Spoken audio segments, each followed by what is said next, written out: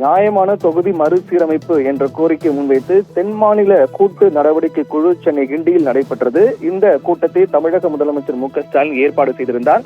இதில் 7 மாநிலங்களைச் சேர்ந்த தமிழ்நாடு, கேரளா, கர்நாடகா, ஆந்திரா, தெலுங்கானா மற்றும் ஒடிசாவினுடைய முன்னாள் முதல்வர் அவர் காணொலி வாயிலாக கலந்து கொண்டார். மற்றும் பஞ்சாப் முதலமைச்சர் மற்றும் 7 மாநிலங்களைச் சேர்ந்த முக்கிய அரசியல் கட்சியினுடைய தலைவர்கள், அதே போன்று 3 மாநில முதலமைச்சர்கள் கலந்து கொண்ட கூட்டமாக 20க்கும் மேற்பட்ட கட்சிகளைச் சேர்ந்த தலைவர்கள் கலந்து கொண்ட மிக முக்கியமான கூட்டமாக இந்த கூட்டு நடவடிக்கை குழு கூட்டம் பார்க்கப்பட்டது. இதில் ஒவ்வொரு தலைவர்களும் கலந்து கொண்டு அவருடைய கருத்துக்களை, இந்த தொகுதி மறுசீரமைப்பு தொடர்பான கருத்துக்களை முன்வைத்தார்கள்.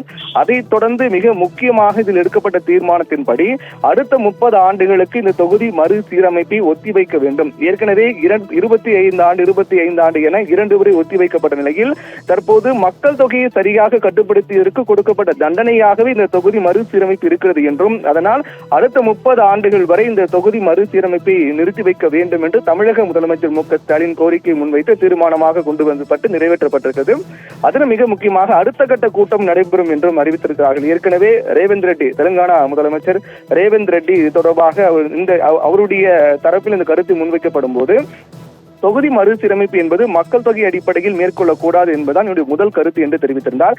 அதைத் தொடர்ந்து இந்த கூட்டம் என்பது மிக சரியான முக்கியமான கூட்டம் என்றும், இதனுடைய அடுத்த கட்ட கூட்டம் என்பது நடைபெற வேண்டும், அடுத்த கட்டமாக தொடர்ந்து கூட்டம் நடத்தப்பட வேண்டும் என்று அவருடைய கருத்தை முன்வைத்திருந்தார். அதிலும் குறிப்பாக மக்களவையினுடைய தென் மாநிலங்களுக்கு 33 விழுக்காடு இடம் வேண்டும் என்ற கோரிக்கையும் அவர் முன்வைத்திருந்தார்.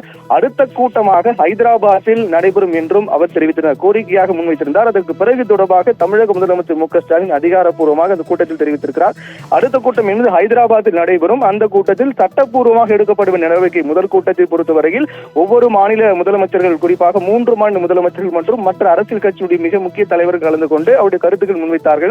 ஒட்டுமொத்தமாக அனைவரும் முன்வைத்த கருத்து என்பது, மக்கள் தொகை அடிப்படையில் தொகுதி மறுசீரமைப்பு என்பது தேவையில்லை, அதே போன்று மக்கள் தொகை கட்டுப்படுத்தியதற்காக கொடுக்கப்பட்ட தண்டனையாக தான் இந்த முடிவு என்பது இருக்கிறது என்றும், அதனால் இது மத்திய அரசுக்கு அழுத்தம் கொடுக்க வேண்டும் என்றுதான் ஒட்டுமொத்த அனைத்து கட்சியை சேர்ந்த தலைவர்களும் இந்த தங்கள் கருத்துக்கள் முன்வைத்தார்கள். அதற்கு பிறகு அடுத்த கட்ட கூட்டம் என்பது ஹைதராபாத்தில் நடைபெறும் என்று தமிழக முதலமைச்சர் மு.க.ஸ்டாலின் தெரிவித்திருக்கிறார். அந்த கூட்டத்தில் அடுத்த கட்டமாக இதை கொண்டு செல்வது மற்றும் சட்ட ரீதியாக இது எப்படி கொண்டு செல்லலாம் என்பது குறித்தும் ஆலோசிக்கப்படும் என்று எதிர்பார்க்கப்படுகிறது. இப்படியாக சென்னை கிண்டியில் நடைபெற்ற நியாயமான தொகுதி மறுசீரமைப்பு என்ற கூட்டு நடவடிக்கை குழு கூட்டம் முடிந்திருக்கிறது. அதில் இயற்றப்பட்ட தீர்மானங்கள் விரைவில் வெளியாக இருக்கின்றது. அதைத் தொடர்ந்து அடுத்த கட்ட கூட்டம் ஹைதராபாத்தில் நடைபெறும். அது எப்போது நடைபெறும் என்ற அதிகாரப்பூர்வ அறிவிப்பு விரைவில் வெளியாகும் என்று எதிர்பார்க்கப்படுகிறது. அதைத் தொடர்ந்து இந்த கூட்டத்தில் மிக முக்கியமாக ஏற்கனவே கூறியது போல அடுத்த 30 ஆண்டுகளுக்கு தொகுதி மறுசீரமைப்பு என்பது நடத்தக்கூடாது என்றும், அதற்கு பிறகு அது தொடர்பாக நடவடிக்கை எடுக்க வேண்டும். அப்படி எடுத்தாலும் கூட விகிதாச்சார அடிப்படையில் தான், அதாவது தற்போது இருக்கக்கூடிய அதே விகிதாச்சார அடிப்படை என்பது தொடர வேண்டும், அதில் எந்தவித மாற்றம் இருக்கக்கூடாது என்றும், ஒருவேளை மக்கள் தொகை அடிப்படையில் இந்த தொகுதி மறுசீரமைப்பு மேற்கொண்டால் அது தென் மாநிலங்கள், குறிப்பாக மக்கள் தொகையை சரியாக கட்டுப்படுத்திய மாநிலங்கள் கடுமையாக பாதிக்கப்படும் என்றும், அதனால் விகிதாச்சாரம் என்பது அப்படியே தொடர வேண்டும், இதில் மாற்றம் இருக்கக்கூடாது என்பதுதான் ஒட்டுமொத்தமாக அனைத்து இதில் கலந்து கொண்ட கட்சியினுடைய தலைவர்கள் முன்வைத்த கருத்தாக இருந்தது. அடுத்த கூட்டம் ஹைதராபாத்தில் எப்போது நடைபெறும் என்பது விரைவில் அதிகாரப்பூர்வமாக தெரிவிக்கப்படும். அதில் சட்ட ரீதியாக இதை கொண்டு செல்வது குறித்து விவாதிக்கப்படும் என்றும் தெரிவிக்கப்பட்டிருக்கிறது. விவரங்களுக்கு நன்றி பிரவீன்.